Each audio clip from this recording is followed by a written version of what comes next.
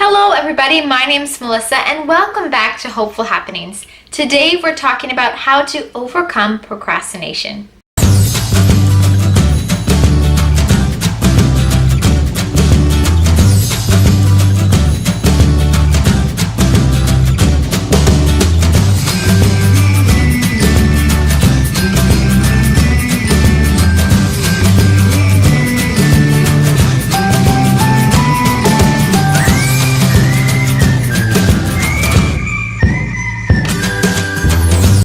This video would be really timely because a lot of you right now are going through the Nanowrimo challenge, which is where you write an entire novel in the month of November. The last thing that you want to be doing right now is procrastinating these daily goals because it will just build up.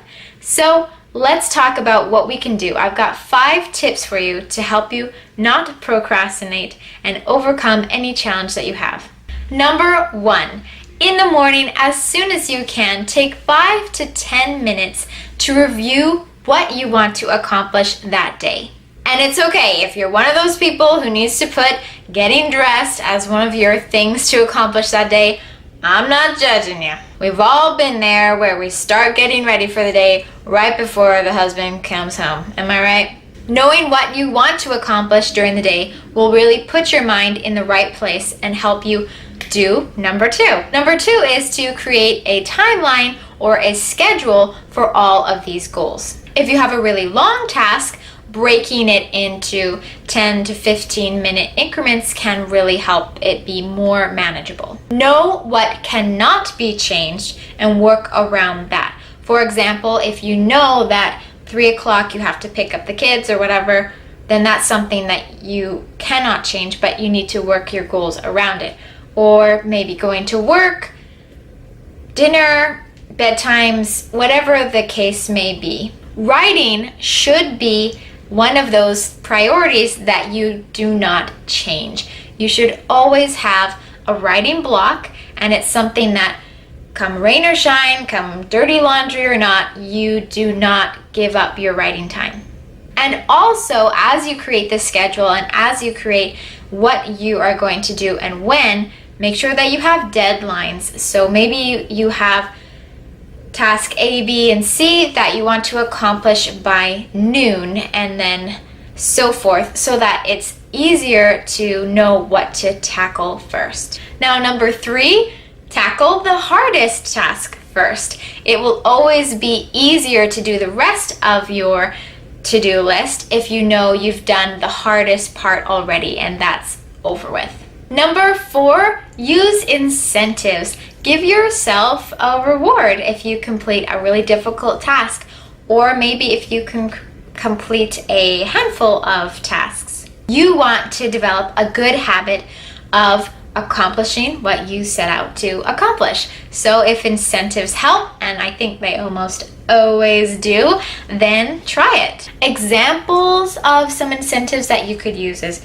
you could use treats if you want, but you could also just use breaks. It's important to take a break anyway, and this is one cool way that you can schedule a break into your writing without wasting time. For example, you could take a trip to the store, you could go on a walk, you could let yourself read a book or even buy a book. You could do a home spa, like paint your nails or go soak in the bathtub with a bath bomb. You could watch a movie, you could watch a show. Whatever is fun to you, do that as an incentive for completing tasks. And number 5, create accountability for your tasks. And I advise that you do this in 2 different ways. The first way is telling someone about your goals. You will always be more accountable and feel that kind of pressure to accomplish your goals if someone else knows about them, and that other person also can support you, they can encourage you, they can remind you if you forgot. So that's one thing that I would suggest. And the second way that you can build accountability for these goals is to, at the end of the day, go back through your list and see what you did accomplish. It's one thing to make a list, but I think it's a whole other thing when you go back to the list and see, oh, I didn't accomplish this. Oh, dang, I did accomplish this though, and that's great. You know, sometimes you might actually see a pattern that, for me at least, I'll have a long list of things to do and I won't always be able to accomplish them all. But then as I go back at night, I might see, oh, this is the second day that I've put that task off. So then tomorrow morning, I'll put that as one of my top priorities to accomplish. It just really helps you kind of end the day on a good note, because you will see what you did accomplish, but also prep you for tomorrow's day and help you prepare.